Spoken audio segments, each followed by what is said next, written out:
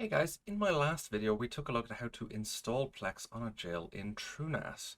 In this video we're going to take the next step, which is how to configure Plex once it's been installed. To get to the actual configuration page, we're going to have to grab the IP address of the jail that Plex has been installed into and throw it into our browser.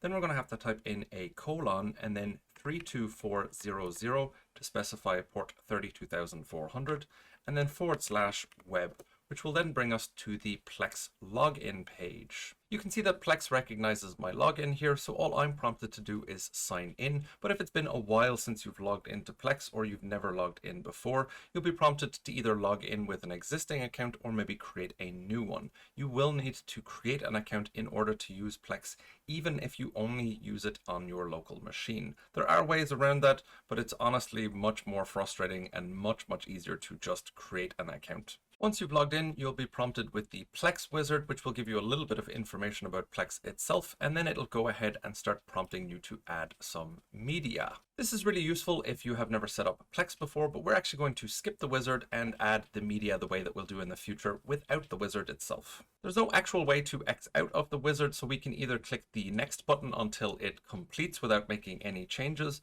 or if you'd like to skip it entirely, you can actually remove this portion of the URL in the address bar. Removing that /setup and everything that appears after it will prompt us to go directly to the login page for Plex. I have more than one user set up on my Plex account, so I am prompted to choose which user I'm logging in as, but if you've only got one user, it will skip this page. Once I'm logged in, it will bring me to a page that tells me that my home screen is empty, but that's perfectly normal. I haven't added any media yet. I'm going to go ahead and click the More option on the sidebar on the left, which will reveal all of the Plex servers that I have. If you've just created the one, it will just expose the one server to you here, but I have more than one, so it's showing me all of them that it's trying to connect to.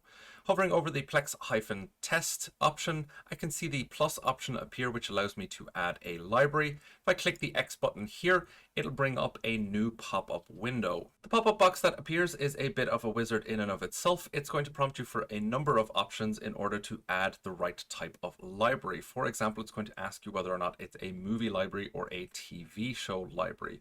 Plex really enjoys it when you separate out your media content by type. It allows it to sort and organize it a lot better and understand what kind of content it is. I'm going to go ahead and add my TV shows library by selecting TV shows here. I can change the name if I want, but I'm quite happy with that selection, and it is going to be in English, so I'm also happy with that default selection. Once I click the next option, I'll be asked to browse for our media folder. Now remember, our media is stored within a jail, so the directory for our media is going to be quite complicated here. It's the longer portion of the mount points that we've set on the jail itself. I can very quickly hop back to TrueNAS and open up the mount points for the jail that Plex is installed in. If I refer to the destination path for the mount point, I'll remember that the media is stored under Plex data -plexpass, Plex media server /media/movies. So when I go back to Plex here and hit browse for media folder, I'm already in the Plex media server directory. I can navigate to media, and then I can go ahead and select TV shows. Then I can go ahead and hit the yellow add button.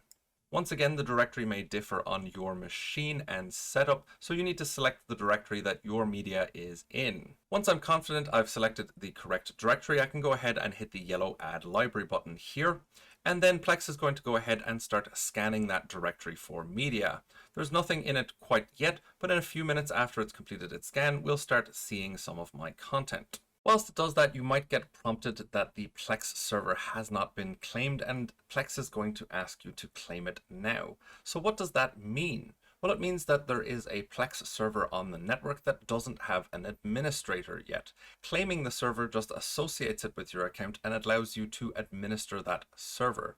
We're going to go ahead and do that whilst we're waiting for Plex to scan our TV shows folder. Claiming the server is as easy as hitting the Claim It Now option, and it will then ask you for a couple of options on the Plex server itself. You can do things like change its friendly name and change some of the other settings. Not particularly interested in doing that right now, so we're not going to make any changes here. Once we're satisfied that we're not going to make any changes, we're going to go ahead and hit Claim Server once more, and Plex will go ahead and associate that server with your account in the background. It will take a couple of seconds. Once that's claimed, we can go over here to the top left of the page and hit the home option again, and we'll be brought back to our Plex server. We can see that the TV shows directory has been added on the left hand side. It also looks as though Plex has finished scanning my library and has added the Dick Van Dyke Show as well as any metadata that it has for that TV series to the Plex server itself. The process for adding a movie directory is exactly the same, except you'll choose your movie directory when adding the content. Playing the shows is as easy as selecting one of the shows and hitting the play button. It will go ahead and launch the show in the browser.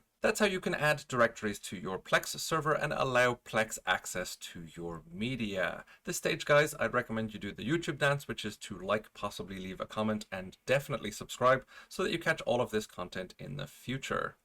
Otherwise, I will catch you guys on the flip side.